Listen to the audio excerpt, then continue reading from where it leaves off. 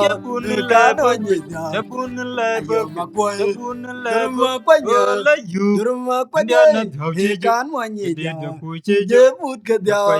Kan kwayogbu, mwanyida. ayogbu, Ayo peda makwai. dhauchiju, Jebut kadya. kalana kuchiju, Kan mwanyida. ededa dhauchiju, Durma kwanya. ola ye. Durma kwanya. Ndiana dhauchiju, Kan mwanyida. ededa kuchiju, Jebut kadya. anjabun Kan lebagu, mwanyida. jabun Ayo lebagu, makwai. jabun Durma lebagu, kwanya. ola you. Durma kwanya. Ndiana dhauchiju, Kan mwanyida. kalana kuchiju, Jebut da kadya. Kan kwayogbu, mwanyida. ayogbu, Ayo peda makwai. dhauchiju, Jebut kadya. andana kuchiju, Kan ededa mwanyida. dhauchiju, Durma kalana kwanya. kuchiju, Durma kwanya. ela ye. Durma Ndiana kwanya. dhauchiju, Kan mwanyida. kalana kuchiju, Jebut kadya. anjabun Kan lebagu, mwanyida. jabun Ayo lebagu, makwai. jabun Durma lebagu, kwanya. ela you. Durma Ndiana kwanya. dhauchiju, Kan mwanyida. kalana kuchiju, Jebut da kadya. kwayogbu, Kan mwanyida. kwayogbu, Ayo peda makwai. dhauchiju, Jebut kadya. kalana dhauchiju, Kan mwanyida. dhauchiju, Ayo makwai. kui, Jebut kadya.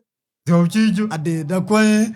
Kan mwanyida. dhauchiju, Ade da kalana kwai. dhauchiju, Kan mwanyida. ela ye. Jebut Ndiana kadya. kuchiju, Durma kwanya. anjabun Durma lebagu, kwanya. jabun Kan lebagu, mwanyida. jabun Ayo lebagu, makwai. ela you. Durma Ndiana kwanya. dhauchiju, Kan mwanyida. kalana kuchiju, Jebut da kadya. kwayogbu, Kan mwanyida. ayogbu, Ayo peda makwai. dhauchiju, Jebut kalana kadya. kuchiju, Kan mwanyida. ndiana dhauchiju, Ayo makwai. ela ye. Jebut kadya. Dhau. Kan mwanyida.